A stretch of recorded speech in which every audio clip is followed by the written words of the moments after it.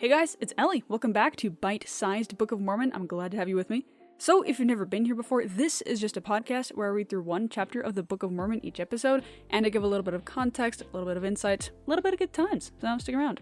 So, if you remember last episode, we read 3rd Nephi chapter 1, which was quite the dramatic opening to the book of 3rd Nephi, because the sign of Christ's birth was given. Listen to that if you haven't already. Oh my goodness. Anyways, it's wild because this crazy earth-shattering sign happens in kind of like the middle beginning of the chapter, and then by the end of the chapter, there were a lot of people that dissented, and people weren't so righteous, and people weren't so believing. And so, this crazy sign happens among the Nephites, and a lot of people do, to their credit, convert, but then it kind of ends on a bit of a downer. People aren't doing so hot. Their kids aren't so righteous. There are people that are defecting to the Gadianton Robbers, which are still around, but we haven't really heard about them in a while because, well, everyone was wicked, so they didn't really have to defect to the Gadianton Robbers to do wicked things. Anyways, so let's see how things kind of evolve as we read 3rd Nephi chapter 2.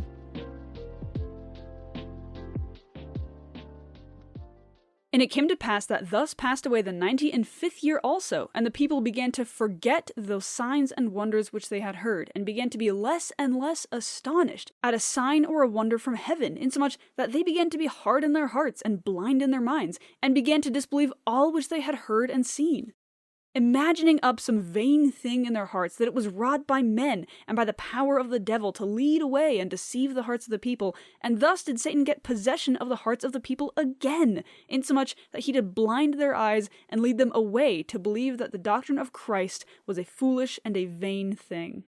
And it came to pass that the people began to wax strong in wickedness and abominations, and they did not believe that there should be any more signs or wonders given. And Satan did go about, leading away the hearts of the people, tempting them, and causing them that they should do great wickedness in the land. And thus did pass away the 96th year, and also the 97th year, and also the 98th year, and also the 99th year. And also 100 years had passed away since the days of Mosiah, who was king over the people of the Nephites. And 609 years had passed away since Lehi left Jerusalem. So, things aren't going well. I mean, I guess it follows the pattern of the end of last chapter, that people were kind of, starting to go on a little bit of a downslope in their faith. Now they're just kind of free-falling, right? Satan has somehow managed to make people believe that the sign was fake, or that the sign was done by Satan himself to lead away and deceive people, and that it's just not that wonderful. Like, in verse 1, it says that the people began to be less and less astonished at these things, which means that they got jaded. They started taking these wonders for granted. They stopped caring, and they stopped seeing them for what they were, which was miraculous. And that is part of what I want to do with this podcast. It's part of why I'm here, is because I think that a lot of people take the scriptures for granted. They take a lot of the miracles and the crazy stories and the wonders in this book, and they just kind of take it for granted because they've been reading it their whole lives. But there's so much beauty here. There's so much profundity. And these stories are insane sometimes. And so I want to maintain that wonder and that awe that people have for similar things like signs from heaven. So anyways, it's just a general lesson here to never lose sight of what these things are. Never take it for granted. Never get used to it. Always be mind blown that God showed you a sign, that God offered these words of his old prophets to his modern people, that God is real. Like, all of these things we should not be taking for granted because they are truly, truly miraculous and truly life-changing. And it's so easy to forget that because so many of us grew up in the church. I mean, of course, not all of us, but so many of us did. But gosh, we have something really cool. And it's a travesty when people forget that. And that's what led these Nephites away, is they forgot what they had. They completely forgot that these signs and wonders are not normal, that they're really something special and they should be cherished when they have them. So anyways, never lose your sense of awe and wonder, because it is a very powerful thing, even against the temptations of Satan. And 9 years had passed away from the time when the sign was given, which was spoken of by the prophets, that Christ should come into the world. Now the Nephites began to reckon their time from this period when the sign was given, or from the coming of Christ. Therefore 9 years had passed away. And Nephi, who was the father of Nephi, who had charge of the records, did not return to the land of Zarahemla, and could nowhere be found in all the land. And it came to pass that the people did still remain in wickedness, notwithstanding the much preaching and prophesying which was sent among them. And thus passed away the 10th year also, and the 11th year also passed away in iniquity. And it came to pass in the 13th year, there began to be wars and contentions throughout all the land, for the Gadianton robbers had become so numerous, and did slay so many of the people, and did lay waste so many cities, and did spread so much death and carnage throughout the land, that it became expedient that all the people, both the Nephites and the Lamanites, should take up arms against them. Therefore all the Lamanites who had become converted unto the Lord did unite with their brethren the Nephites, and were compelled, for the safety of their lives, and their women and their children, to take up arms against those Gadianton robbers, yea, and also to maintain their rights, and the privileges of their church and of their worship, and their freedom and their liberty. So, in the midst of people kind of losing their faith and awe with these miracles, the Gadianton robbers are kind of having a renaissance, it seems. They're really coming back with vengeance. And it's not a pretty sight. There are people that are dying, cities that are getting laid waste to, death and murder spreading everywhere. And so the Nephites and the Lamanites are forced to combine forces, which is awesome, and also, I think, a first. If you remember chapters ago, when the Gadianton robbers first ran into the mountains and first established themselves as like a mountain-dwelling folk instead of a group that lived within Zarahemla secretly, which is what they used to be, remember that I said, oh, they're really kind of establishing themselves as like a third nation here. Like, of course, they're a lot smaller than both the Nephites and the Lamanites, but they have a lot of military power, and so they're like a third power that we haven't really had before. Usually it's just the two Nephites and Lamanites. But now we're seeing that this third power is really coming back, and because it's so powerful and so threatening, the Nephites and Lamanites have to come together, which is awesome. I love this. And of course, I'm sure generally they still aren't doing super great, but they are coming together to defend themselves, to defend their freedom and their liberty, which is a worthy cause. So even though not all of their citizens are probably being overly righteous at the moment, they still have generally a good cause for going to fight these Gadianton robbers, because the Gadianton robbers are the worst people. Oh my goodness. So yeah, anyways, let's see how this partnership goes, because this is unprecedented in the history of the Nephites and the Lamanites. And it came to pass that before this 13th year had passed away, the Nephites were threatened with utter destruction because of this war, which had become exceedingly sore.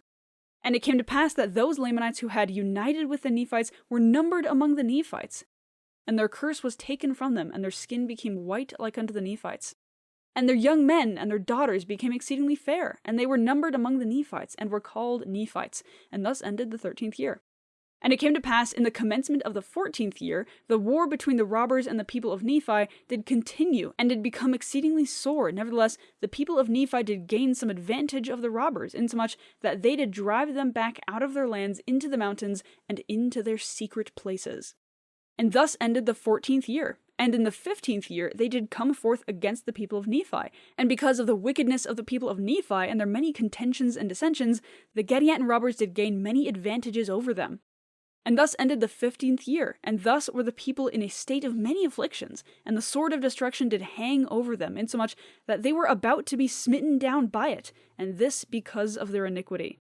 So, the partnership between the Nephites and the Lamanites seems to have gone kind of well. Like, a lot of the Lamanites that fought alongside the Nephites became Nephites, and it actually says that their curse was lifted from them and their skin became white, which a lot of people might have problems with, because you read that on the surface and you're like, what do you mean? Their curse was lifted and they became white. Which, fair question, honestly, legitimately fair question. But my thoughts about this are that the reason that a lot of people have problems with the skin color stuff in the Book of Mormon, and even to some extent in the Bible, because, I mean, it is in the Bible as well, is that it's connected to virtue or value. Like, the fact that you have dark skin is a curse, and therefore you are worse because of it. But in this situation, the Nephites and Lamanites are both wicked. Like, yeah, their skin color changed, but they didn't get better because of it. They just got different. Like, the mark that God put on the Lamanites has always been just a differentiator, not a sign of wickedness or righteousness. Because the Nephites currently suck. Like, that is part of the reason that they're suffering so bad, is because they suck. And so, it's not like having white skin makes the Lamanites better or more virtuous. All it means is that they're different now, and that is it. It means that they've assimilated to some degree into Nephite culture, which is cool. But, like, it doesn't really matter what their skin looks like. And it mentions that they changed because it signifies how they, again, assimilated, and they became part of the Nephites. But they're not better. And I think that's the important point here, is that skin color isn't connected to worth or value or righteousness or virtue or anything like that. It's just connected with what kind of people you are. It's not good to be dark, it's not good to be light, it's just different. And that's the important part here. So anyways, I think that's fascinating. But what ultimately sucks is that the chapter doesn't end well. You know, the sword of God's wrath is kind of hanging over everybody by the end, and things really aren't going super well. So yeah, the Nephites and Lamanites, I'm sure, became slightly closer homies. As we mentioned earlier, some of the Lamanites joined the Nephites, but like, they're both still wicked, so like, that can only do so much, you know? Like, things are not improving, things are just kind of changing, which sucks. So yeah, I guess we'll see next chapter where we go from here, right? Because everyone is just kind of wicked, and the Gadianton Robbers are just kind of killing everyone, and things are just kind of bad. That's just kind of sucky. So the standout verse is going to be verse 2, which says, "Imagining up some vain thing in their hearts, that it was wrought by men, and by the power of the devil, to lead away and deceive the hearts of the people. And thus did Satan get possession of the hearts of the people again, insomuch that he did blind their eyes, and lead them away to believe that the doctrine of Christ was a foolish and a vain thing." So what I want to focus on is, I mean, I've already mentioned a lot how part of the Nephites' downfall here was that they stopped being in awe of what they had, right? They stopped noticing the miracles for what they were.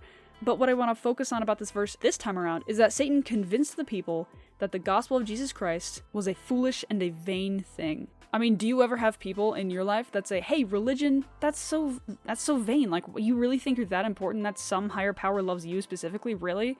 Or that it's a foolish thing. Like, really? Why do you believe in God? Like, it doesn't matter. Like, just be a good person. You don't need anything else besides just being a good person. Like, hello? Both of which are valid if God isn't real. Like, yeah, no, I understand. I get it. But anyways, that just goes to show that Satan doesn't really change up his playbook that much. His same tricks work in vastly different contexts. Like, it works in the ancient Nephite lands of like 15 AD, and it works in 2026 AD. People say that the gospel of Christ is vain and foolish. I'm sure that you've heard people say that, whether in person or online, and it just goes to show that Satan is not that creative. Like, he's kind of got the same small playbook, and of course he's very good at using his playbook, and his playbook is very good, but not too varied. So, anyways, not only did Satan get people to stop caring about what they had, but also to trivialize the importance of the gospel in general, and treat it in the same way that a lot of people today treat the gospel, that it's stupid and pointless. That is the episode. I hope you enjoyed. This is definitely a kind of a sad chapter, because, like, not much happens. The Nephites and Lamanites just kind of lose harder to the Gadianton Robbers, and no one wins. Everyone is just kind of at a worse place than they were before. So yeah, I hope things get better. I mean, Jesus Christ is still going to visit these people in about 20-ish years, because now it's 15 AD, which is fun that they started reckoning their time from when Christ was born, but like, they still have like 20 years before he comes. So like, guys, come on, pull it together. Anyways, so I just wanted to mention a link that I have in the description. It's my link tree. So if you want to access everything that's connected with me and with Bite Size Book of Mormon, you can find it all there. You can find my YouTube page and my Instagram page, both of which you can subscribe to or follow to find more short form content about the Book of Mormon, which is a lot of fun. You can also find my Substack, so if you want to read blog articles that I write about the Book of Mormon every once in a while in your inbox, you can subscribe there. You can also find a copy of the Book of Mormon online for free that you can read whenever you want, so if you want to read it for yourself, go ahead and click that link. It's always available for you. And you can also donate to me if you like what I do. So there you go. Anyways, that's all I've got for you today. I'll talk to you later. Bye.